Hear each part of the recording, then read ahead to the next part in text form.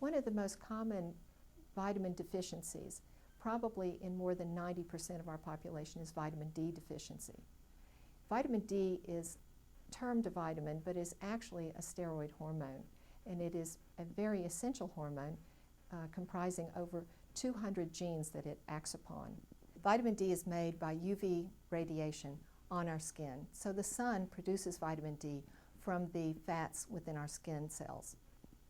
Most of us now do not get adequate sun exposure, and if we do, we may be covered with sunscreen. Another reason that we are deficient in vitamin D may have to do with the latitude at which we live. We evolved in the areas of the tropics and the subtropics. In colder climates, our skin is not exposed as much because we're wearing more clothes.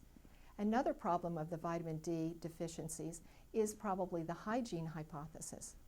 If we do get adequate sunshine, we're not supposed to wash off the skin for approximately 8 hours. Very few of us will go to the beach or have sun exposure and not bathe immediately afterwards. So for a number of reasons, modern man does not have adequate vitamin D just from sun exposure. And therefore, I recommend vitamin D supplementation for everyone. When we look at the amounts of vitamin D that are necessary, according to the Creighton University Medical Center, the necessary dosage would be 4,000 to 8,000 units daily. And 10,000 units daily would ensure that 97.5% of the population would reach those levels in the serum that would be protective. 58,000 new cases of breast cancer per year in the United States and Canada would be prevented if everyone's vitamin D level was above 54 nanograms per deciliter. One of the unfortunate things is that our lab norm values say that we're adequate at a level of 30 nanograms per deciliter to 100 nanograms per deciliter.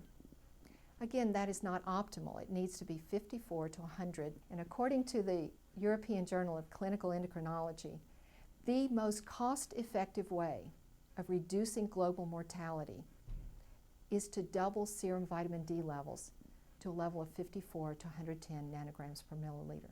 That is the most cost-effective way of lowering global mortality. And to achieve those levels, please make sure that you take at least 4,000 to 8,000 units of vitamin D daily, and that will be vitamin D3.